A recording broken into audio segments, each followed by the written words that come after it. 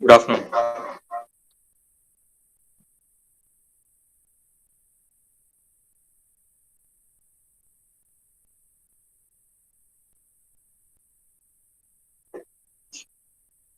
Okay. So I think in the last class we were dealing with the structure or composition of Parliament along with its functions. I think we were dealing with the functions. അല്ലെങ്കിൽ powers ആയിരുന്നു നമ്മൾ last powers of Parliament ആയിരുന്നു നമ്മൾ last നോക്കിക്കൊണ്ടിരുന്നത്. So third module is completely dealing with the structure of union government. That is executive, judiciary, and legislative. And now we are dealing with actually the legislative part of the government, that is the Parliament and its functions, its composition, like Lok Sabha, Rajya Sabha, and all. Then എങ്ങനെയാണ് അവിടുത്തെ members, what are the qualifications required to be elected as a member of Lok Sabha and Rajya Sabha, നമ്മൾ നോക്കി last class. And now I think we have started with the discussing about the functions of Parliament or powers of Parliament. Already പറഞ്ഞാണ്, but just having a recap on that. So the powers of Parliament basically being classified into, different types are there, and these are the main types, like legislative powers, executive powers, financial powers, constituent powers, judicial powers, electoral powers, and certain other powers. So legislative powers, I think we have seen all these things.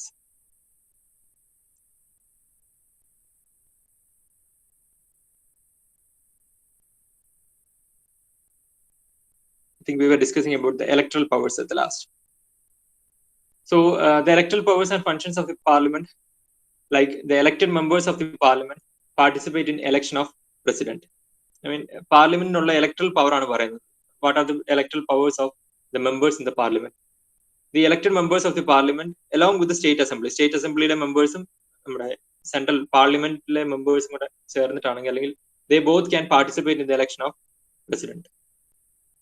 All the members of Parliament participate in the election of vice president. The Lok Sabha elects its speaker and deputy speaker. The Rajya Sabha elects its deputy chairman. And I have asked about who is the chairman of Rajya Sabha. And as you know, it will be the vice president of India. He will be the chairman of Rajya Sabha, that is ex officio chairman. Then members of various parliamentary committees are also elected. So these are actually the electoral powers of Parliament. The members of Parliament can perform in the election, these sort of elections. Then certain other powers are also there for the Parliament, like to discuss various issues of national and international importance, impose emergency, increase or decrease area, change names, alter the boundaries of states, create or abolish state legislature, etc. Any powers can be added from time to time. So these are the certain other powers. നമ്മൾ specify ചെയ്തിട്ടുള്ള classification അല്ലാതെ ഉള്ള കുറച്ച് powers എന്ന് പറയുന്നത് ഇതൊക്കെയാണ്. Imposing emergency, increase or decrease area, change names, ഇതൊക്കെ നമ്മൾ കണ്ടിട്ടുള്ളതാണ്. ചേഞ്ച് നെയിംസ് എന്ന് പറയുന്നത് കണ്ടിട്ടുള്ളതാണ്. സ്പ്ലിറ്റിംഗ് ഓഫ് സ്റ്റേറ്റ്സ്, ആന്ധ്രാപ്രദേശ് എന്ന് പറയുന്ന സ്റ്റേറ്റിനെ സ്പ്ലിറ്റ് ആക്കി തെലങ്കാന, ആന്ധ്രാപ്രദേശ് എന്നൊക്കെ ആക്കി. You will be aware of all those things. നമ്മുടെ number of States has got increased അല്ലെ. ഇതൊക്കെ പാസ് ചെയ്യുന്നത് അല്ലെങ്കിൽ ഇതൊക്കെ ചെയ്യുന്നത് പാർലമെന്റിലാണ്. Okay, all these things have been done in Parliament. So change names, പേര് മാറ്റുന്നുണ്ട്, പല സ്റ്റേറ്റ്സിന്റെ പേര് മാറ്റിയിട്ടുണ്ട്. Boundaries have been altered. And all these can be done in Parliament. So these are certain other powers in addition to the 7 or 8 powers that we have mentioned in the classification.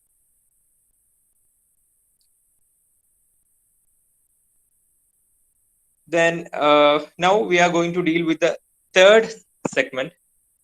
We have dealt with executive, legislative, and now the third part is judiciary. Judiciary, you may be knowing the apex court or അല്ലെങ്കിൽ എന്താ ഒരു top court എന്ന് പറയുന്നത് ഇന്ത്യയിലെ will be the Supreme Court of India.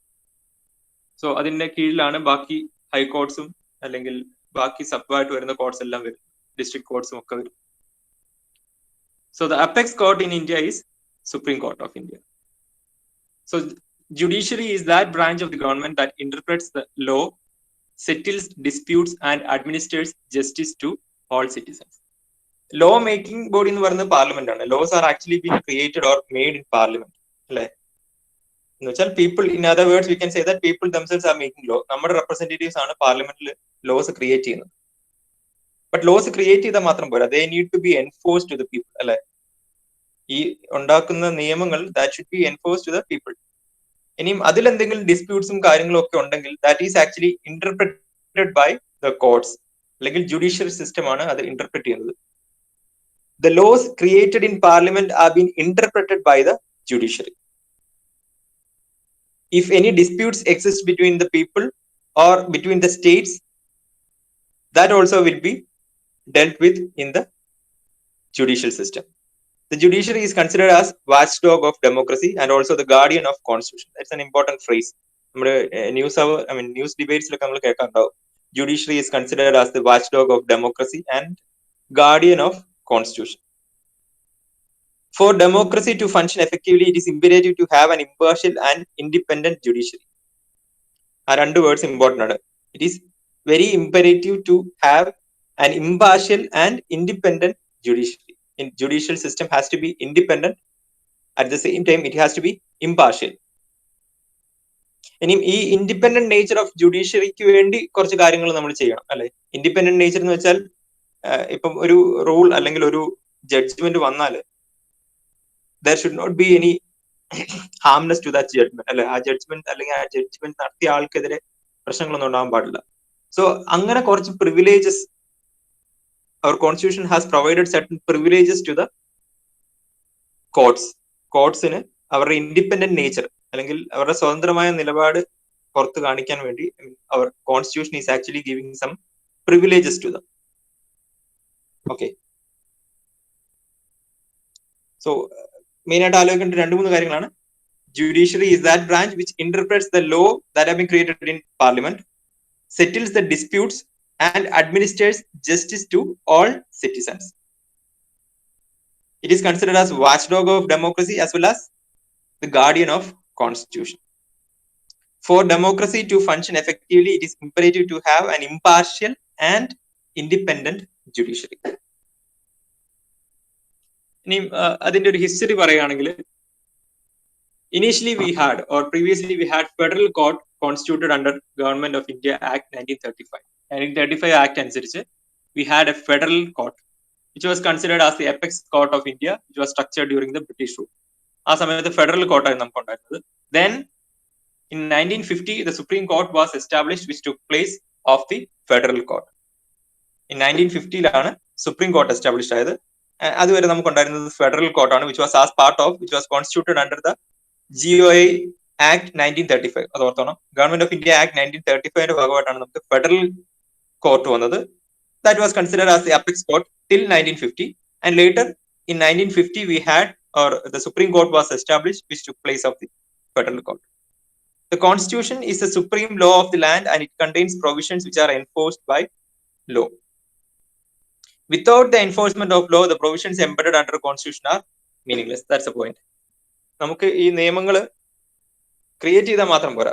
That need to be, we need to ensure that all these laws have been enacted, അല്ലെങ്കിൽ അതൊക്കെ നടപ്പിലാവുന്നുണ്ടെന്നുള്ളത് ensure ചെയ്യുന്നതാണ്.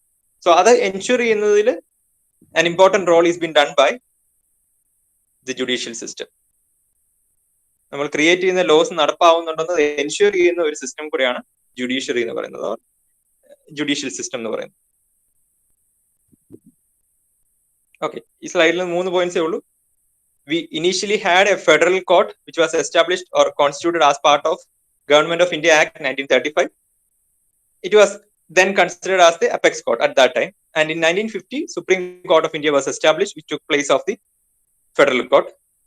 And the laws, creating laws is not adequate. Like create ചെയ്താൽ മാത്രം പോരാ, that need to be, it is to be ensured that these laws have been enforced. So that's the 3 points. The judiciary has independence in order to interpret the provisions of Indian Constitution. Being the apex court of the country, the Supreme Court works under the framework of Constitution by acting as guardian of Constitution, custodian of fundamental rights and freedom of citizens of our country. കുറച്ചധികം terms വരുന്നുണ്ട്.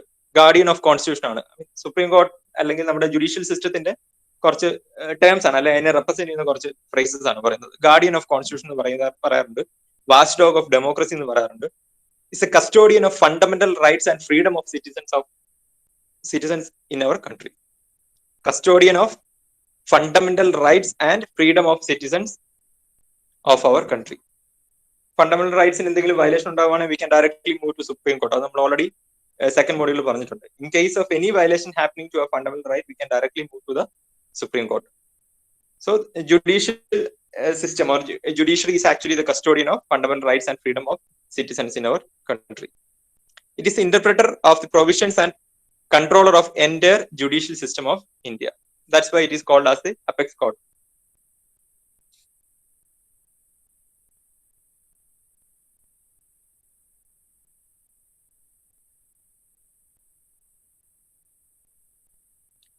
Then നമ്മൾ ഈ 3 സ്ലൈഡിൽ we have mentioned one statement. We have mentioned one statement that was judiciary has to be independent. സ്വതന്ത്രമായിരിക്കണം judiciary നമുക്ക് പറഞ്ഞു അല്ലെ, ഇതിനിടയ്ക്ക് നമ്മൾ ഡിസ്കസ് ചെയ്തപ്പോൾ പറഞ്ഞു.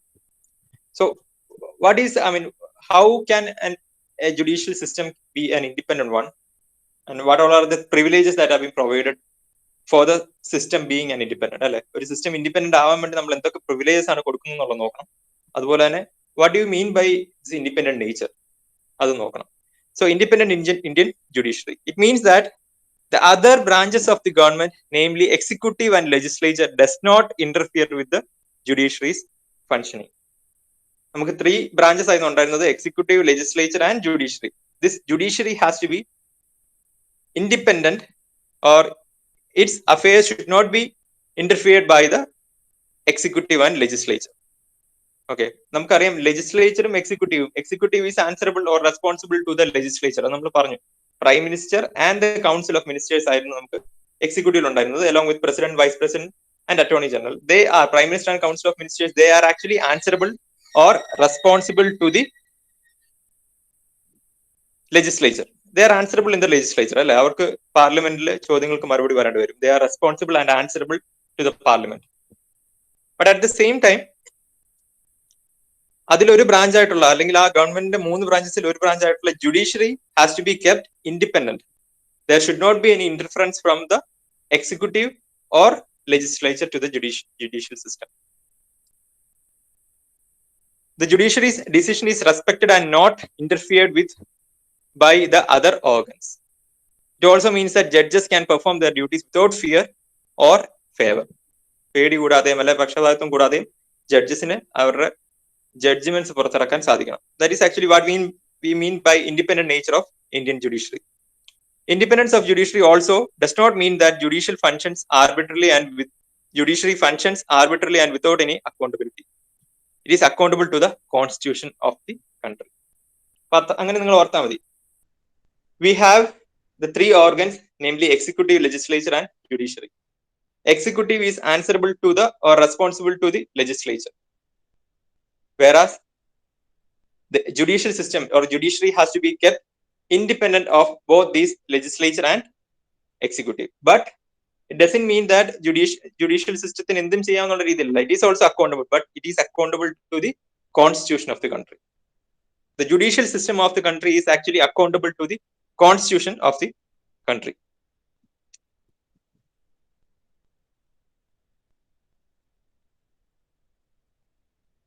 Now let's see some of the factors or some privileges that have been provided for making this judiciary an independent nature.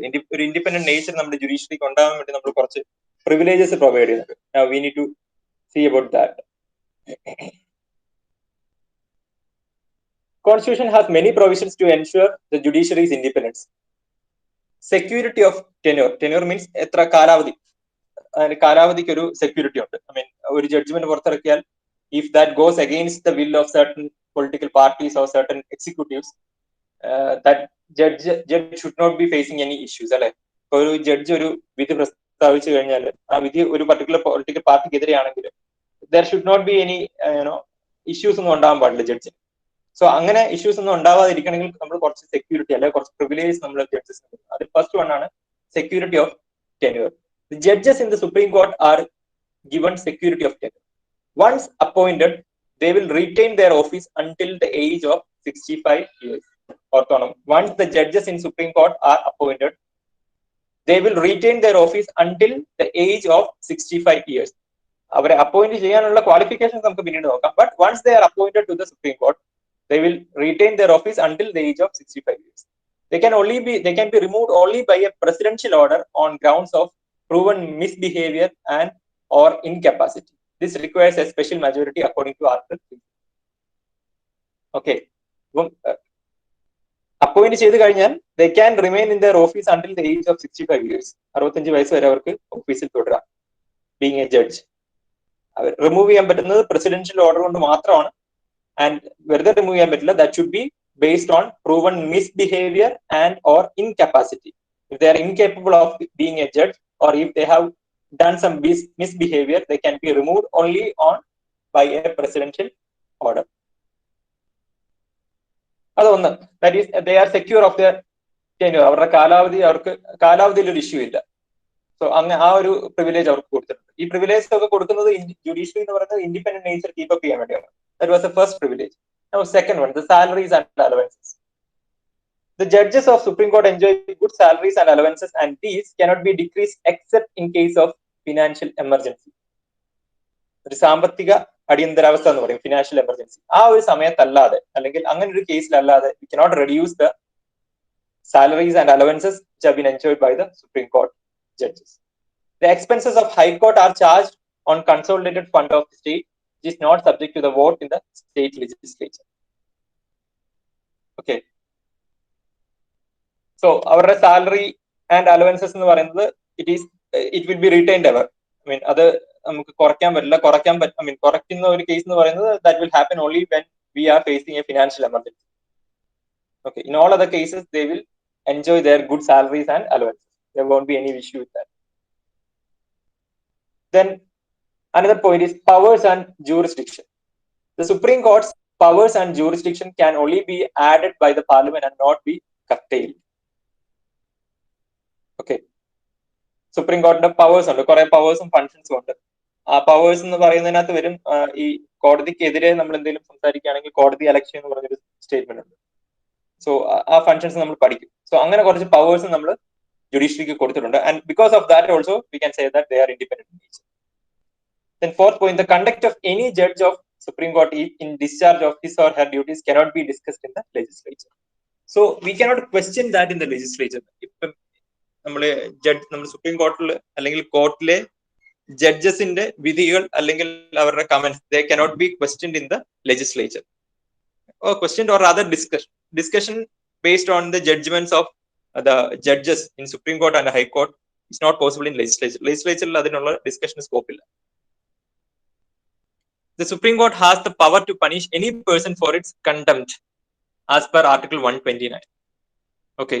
If anything that goes against the decorum of Supreme Court, I mean Supreme Court ന്റെ ഒരു kind of activity എതിരെ എന്തെങ്കിലും നമ്മൾ സംസാരിക്കുകയോ അല്ലെങ്കിൽ പ്രവർത്തിക്കുകയോ ചെയ്താൽ that can be considered as a case of contempt. That is as per the Article 129. And separation of judiciary from executive. Actually, we have a directive principle of state policy. BPSP ഒരു point ഉണ്ട്. That is, the state shall take steps to separate the judiciary from executive in the public services of the state. എന്നുവെച്ചാൽ judiciary should be independent of the executive. അത് പറയുന്നതേ ഉള്ളൂ. Directive principle of state policy we have a statement for that. Separation of judiciary from executive. So these are all the 6 points, or not just 6, but we are having many other powers also. ഈ ഒരു 6 points ഓർത്ത് വെക്കുക for proving the independent, അല്ലെങ്കിൽ ഒരു independent nature നമ്മുടെ ജുഡീഷ്യറിക്ക് ഉണ്ടെന്ന് നമ്മൾ ഉറപ്പുവരുത്തുന്നത് ഇങ്ങനെ കുറച്ച് പ്രിവിലേജസ് അവർക്ക് കൊടുത്തിട്ടാണ്. We are providing, or rather our constitution is providing certain privileges to the judicial system so that they are having an independent nature. എന്തൊക്കെയായിരുന്നു? Security of tenor, that is അവരുടെ കാലാവധി, there won't be an issue. Once they are appointed, they can continue in their office till 65 years. They can be removed only on grounds of misbehavior and incapacity by the presidential order. Salaries and allowances, അവരുടെ salaries and allowances എപ്പോഴും it won't get decreased except in case of financial emergency. Powers, കുറെ അധികം പവേഴ്സും കൊടുത്തിട്ടുണ്ട്. Then conduct of judge of Supreme Court cannot be discussed in the legislature. നമുക്ക് പാർലമെന്റിൽ അത് discussion വെക്കാൻ പറ്റില്ല, ഇവരുടെ വിധി പ്രസ്താവങ്ങൾ കാര്യങ്ങൾ. Then they have the power to punish any person for his contempt. Then separation of judiciary from executive, which is also given as part of a DPSP. Directive principles of state policy il nammal parayunnundu, that is the judiciary should be, we should take necessary steps to separate judiciary from the executive. And here you can see the structure. See, ഇങ്ങനെയുള്ള കാര്യങ്ങൾ നിങ്ങൾ കുറച്ച് മനസ്സിലാക്കി വെക്കുന്നത് നല്ലതായിരിക്കും. Theory ആണ്, I can understand that, but still you just കുറച്ച് കാര്യങ്ങൾ മനസ്സിലാക്കി വെച്ചാൽ മതി. നിങ്ങൾ അങ്ങനെ കാണാൻ പഠിക്കാൻ പറയുന്നില്ല, but you just try to understand certain things which are essential for you also. ഇപ്പൊ ടെക്നിക്കൽ പോയിന്റ് ഓഫ് വ്യൂ അല്ലെങ്കിലും നിങ്ങൾക്ക് ഭാവിയിൽ എപ്പോഴെങ്കിലും ഇതുമായിട്ടൊക്കെ മിങ്കിൾ ചെയ്യേണ്ടി വരും. So at least you just have a basic idea regarding this, അത്ര ഉദ്ദേശിക്കുന്നത്. So this is actually the hierarchical structure of our courts. നമ്മുടെ കോഡ്സിന്റെ ഒരു ഹയറാർക്കിയൽ സ്ട്രക്ചർ നിങ്ങൾക്ക് അറിയാവുന്ന കാര്യം തന്നെ ആയിരിക്കും. You can just go through that. We are having the Supreme Court of India as the apex court or top court of our country or nation. So its decisions are binding on all courts. That is, the decision of Supreme Court is the rule. It's binding for all courts. Can transfer judges of high courts. Supreme Court ന്റെ functions നകത്ത് പറയുന്നതാണ്, decisions are binding on all courts. Can transfer judges of high courts. Can move cases from any court to itself. വേറെ ഏത് കോർട്ടിൽ നിന്നുള്ള കേസും supreme കോർട്ടിലേക്ക് ക്ഷണിച്ചു വരുത്താം. Can transfer cases from one high court to another. Okay, different high courts ഉണ്ട്, അതിലെ cases അങ്ങോട്ടും ഇങ്ങോട്ടും ട്രാൻസ്ഫർ ചെയ്യാനും പറ്റും. ഇതൊക്കെയാണ് മെയിൻ ആയിട്ട്, I mean from the point of view of hierarchy of courts, ഇതായിരുന്നു അതിന്റെ diagram.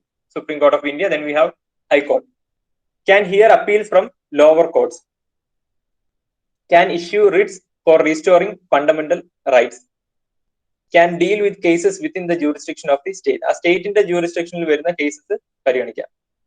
Exercises superintendence and control over courts below it. High court will be having a control on the courts below it. അതിന് താഴെയുള്ള നമ്മുടെ സ്റ്റേറ്റിന്റെ വെച്ച് നോക്കുമ്പോൾ high court is the apex court, അല്ലേ? So we have district court under high courts and again subordinate courts. District court എന്ന് പറഞ്ഞാൽ deals with cases arising in the ജില്ലാ കോടതികളും ഹൈക്കോടതിയും, നമ്മൾ ഈ വാക്കുകളൊക്കെ കേട്ടിട്ടുള്ളതാണ്. ജില്ലാ കോടതികൾ എന്ന് പറയുന്നത് dealing with the cases arising in the district. Considers appeals on decisions given by lower courts. Decides cases involving serious criminal offenses. Then subordinate courts consider cases of civil and criminal nature. So ഈ ഒരു structure അല്ലെങ്കിൽ ഈ ഒരു ഹയറാർക്കിയൽ nature ആണ് നമ്മുടെ judicial system maintain ചെയ്യുന്നത്. Right from Supreme Court till the subordinate court, passing through high court and district court.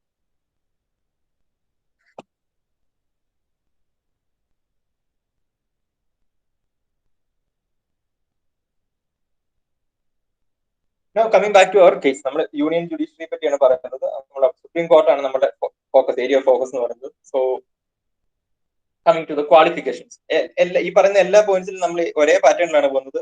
Qualification, then the disqualification points, then what are the functions and powers. അത് തന്നെയാണ് നമ്മൾ union ജുഡീഷ്യറിയുടെ കേസിൽ നമ്മൾ നോക്കുന്നത്.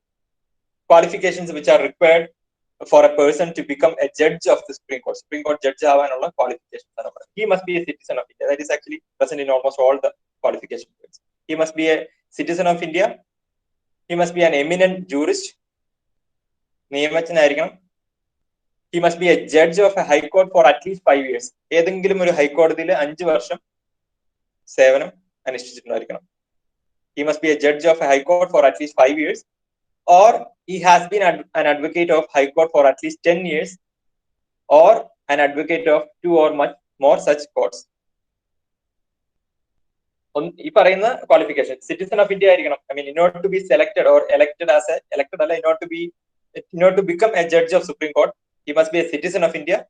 He must be an eminent jurist. He must be a judge of a high court for at least 5 years. He has been an advocate of a high court for at least 10 years. 10 വർഷം ഹൈക്കോർട്ടിലെ advocate ആയിരിക്കണം, അല്ലെങ്കിൽ ഒരു ജഡ്ജായിട്ട് അല്ലെങ്കിൽ high court ജഡ്ജായിട്ട് 5 വർഷം ഉണ്ടായിരിക്കണം. Then he must be an eminent jurist and he should be a citizen of India. These are the qualifications required for being or for becoming the judge of Supreme Court. Terms of office and removal. A Supreme Court judge, നമ്മൾ already അവരുടെ security of tenure പറയുന്ന സമയത്ത് പറഞ്ഞു terms of office എത്ര നാളാണെന്നുള്ളത്. Once they are elected as heads, they can continue in their office until they attain the age of 65. 65 വയസ്സ് വരെ they can continue their office. The tenure of the judge can be shortened on the following conditions. ഈ tenure മാറുന്നത് ഈ താഴെ പറഞ്ഞ conditions ആണ്. If he resigns, resignation may be there. Then if he dies during his tenure, if he is impeached. So ഈ 3 reasons കാരണം മാത്രമേ അവരുടെ tenure shorten ആവുള്ളൂ, അല്ലെങ്കിൽ അവരുടെ duration കുറയുള്ളൂ. Either he should resign, അല്ലെങ്കിൽ he dies during his tenure, അല്ലെങ്കിൽ there should be some impeachment process. Procedure of impeachment. Impeachment means to remove from his position. നമ്മൾ ഒരു ജഡ്ജിനെ പൊസിഷനിൽ നിന്ന് മാറ്റുന്നതിന് നമ്മൾ impeachment process എന്നാണ് പറയുന്നത്. നമ്മൾ പ്രസിഡന്റിന്റെ കേസിൽ നമ്മൾ പറഞ്ഞിരുന്നു ഈ വാക്ക്. So procedure, what is that procedure of impeachment? A motion is signed by 50 members of Rajya Sabha and 100 members of Lok Sabha. ഒരു പ്രമേയം വരികയാണ്. That is signed by 50 members of Rajya Sabha and 100 members of Lok Sabha. An inquiry committee consisting of Supreme Court judge, a Chief Justice of High Court, and an eminent jurist is constituted for the investigation of charges. Okay. ആ പറയുന്ന കാര്യങ്ങളുടെ എൻക്വയറിക്ക് വേണ്ടി we are forming a committee which is consisting of a Supreme Court judge, Chief Justice of High Court, and an eminent jurist is being constituted for investigation purpose. If the inquiry committee proves the charges, then it is addressed in both the houses. ആ charges ഒക്കെ proved ആകുകയാണെങ്കിൽ, അല്ലെങ്കിൽ ആ findings ഒക്കെ correct ആണ്, findings ഒക്കെ if that findings goes against the judge, ആ ജഡ്ജിന് എതിരെയാണ് ആ findings പോകുന്നതെങ്കിൽ it will be addressed in both the houses of the parliament. Then it will be ചർച്ചയ്ക്ക് വെക്കും. If that ആ ഒരു motion, if that is passed with 2/3 majority in both houses, then the motion is addressed to the president. Remember, 2/3 majority. ആ പ്രമേയം 2/3 majorityയോടെ രണ്ട് ഹൗസിൽ നിന്നും pass ആകുകയാണെങ്കിൽ that will be addressed to the president. The judge has the right in order to prove that he is not guilty. And if the president is satisfied with the motion addressed to him, he may issue an order to remove the judge. So that's the process of impeachment. You can note these points. This is important, I think. ഇങ്ങനെ ഒരു ചോദ്യം ചോദിക്കാനുള്ള scope ഉണ്ട്. കാരണം what is the procedure for impeachment of a Supreme Court judge? അങ്ങനെ ചോദിക്കാൻ chance ഉള്ള ഒരു ക്വസ്റ്റ്യൻ ആണ്. So you can write that. A motion in the sense പ്രമേയം എന്നാണ് പറയുക. നമ്മൾ പ്രമേയം എന്നൊക്കെ നിങ്ങൾ കേട്ടിട്ടുണ്ടാവും. So a motion is signed by 50 members of Rajya Sabha and 100 members of Lok Sabha. And based on that, an inquiry committee is being formed. ആ inquiry committee ആരൊക്കെ ഉള്ളത്? A Supreme Court judge will be there, Chief Justice of a High Court will be there, and an eminent jurist will be there. And they will perform the investigation of the charges. ആ ജഡ്ജിനെതിരെയുള്ള charges ഒക്കെ they will investigate that. Then if the inquiry committee proves that the charges exist, charge എല്ലാം valid ആണെന്ന് prove ചെയ്യുകയാണെങ്കിൽ, then it will be addressed to both the houses. പാർലമെന്റിൽ രണ്ട് രാജ്യസഭയിലേക്കും ലോക്സഭയിലേക്കും that will be addressed. And if that particular motion is passed, വെറുതെ പാസ്സായ പോരാ, 2/3 majority, it will have to be passed with 2/3 majority in both the houses, then the motion is addressed to the president. And finally, judge can obviously ആ ജഡ്ജിന്റെ പോയിന്റ്സും അവിടെ കേൾക്കും. Finally, the decision will be taken by the president. If he is satisfied with the motion addressed to him, he may issue an order to remove the judge. And this is actually what we call by impeachment process. So അതില് 2-3 points ഉള്ളത് 2/3 majority വേണം രണ്ട് ഹൗസിൽ, പാർലമെന്റിൽ, ലോക്സഭയിലും രാജ്യസഭയിലും 2/3 majority വേണം. അത് ഓർത്തോണം, it's an important point.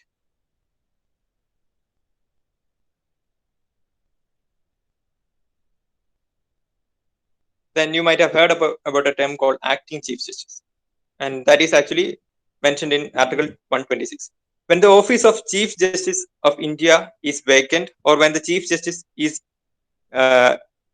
by reason of absence or otherwise unable to perform the duties of his office, the duties of the office shall be performed by such one of the other judges of the court as the president may appoint for the purpose. ഏതെങ്കിലും ഒരു കാരണം കൊണ്ട് chief justice is not there, അല്ലെങ്കിൽ if he is not able to perform the duties, then there is a scope for an acting chief justice will be appointed by the president of India. അത് പറയുന്നത് article 126 ആണ്. നമ്മൾ പ്രസിഡന്റിന്റെ power execute ചെയ്യാൻ president ഇല്ലെങ്കിൽ we have a vice president. So അതുപോലെ തന്നെ we have a provision of acting chief justice in case of the office of chief justice of India is vacant ആവുന്ന കേസിൽ. Then powers of Supreme Court. Supreme Court is the apex court of the nation. the Constitution has conferred on the Supreme Court very wide jurisdiction. The jurisdictions and powers of the Supreme Court are as follows. Correct types of jurisdiction. First one is original jurisdiction. Article 131. Under Article 131 of Indian Constitution, the Supreme Court has original jurisdiction in the following cases. If there is a dispute between Government of India and one or more states, many cases, Government of India versus State of Bihar,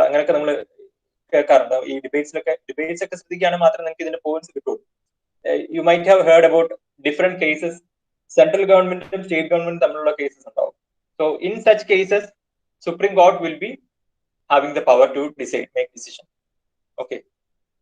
If there is a dispute between Government of India and one or more states, between Government of India and any state, or states on one side and one or more states on other side. Government of India, കുറച്ച് States ഒരു സൈഡിലും വേറെ കുറച്ച് States വേറെ മറുഭാഗത്തും അങ്ങനെയുള്ള cases ഉണ്ടാവാം. അല്ലെങ്കിൽ government of ഇന്ത്യയും ഏതെങ്കിലും ഒന്നോ അതിൽ കൂടുതലോ സ്റ്റേറ്റ്സുമായിട്ടുള്ള തർക്കം ഉണ്ടാവാം.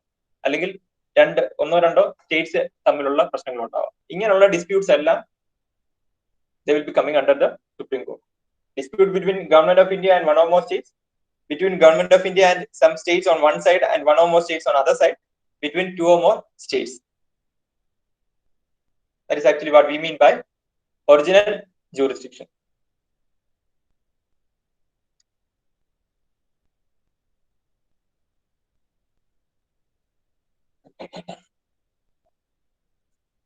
വേറൊരു വാക്കാണ് writ jurisdiction.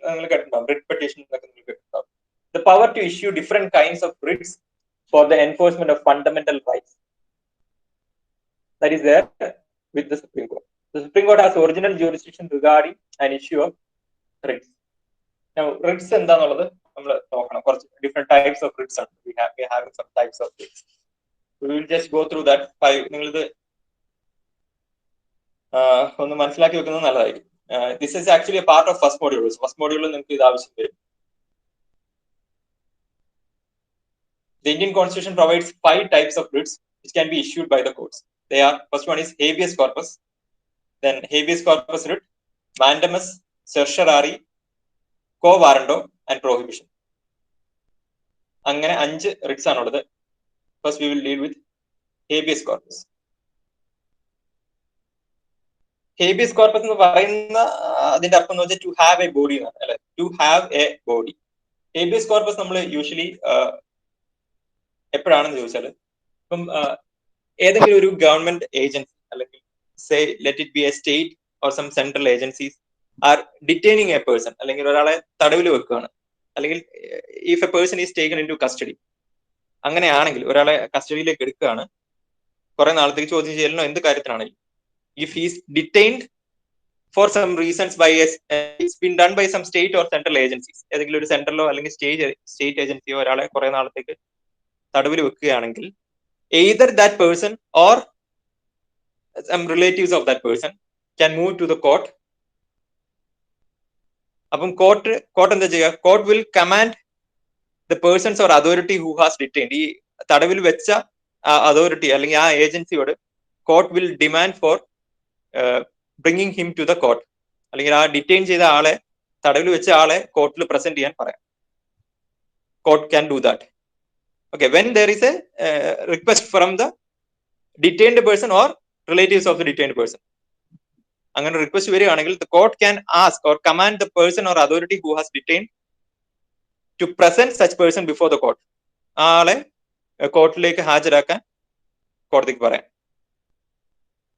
The court requires the detaining person to provide the grounds on which now ഇനി ആ ആളെ പ്രസന്റ് ചെയ്തു, കോർട്ടിൽ പ്രസന്റ് ചെയ്തിട്ട് court can ask questions to the agency. ആ സ്റ്റേറ്റിനോടോ അല്ലെങ്കിൽ സെൻട്രൽ ഏജൻസിയോടോ court will ask questions to check whether this person is been detained for valid reason. ഈ ആളെ കസ്റ്റഡിയിൽ വെച്ചത് അല്ലെങ്കിൽ തടവിൽ വെച്ചത് വാലിഡ് റീസൺ കൊണ്ടാണ് എന്ന് അവർക്ക് പ്രൂവ് ചെയ്യാൻ പറ്റണം.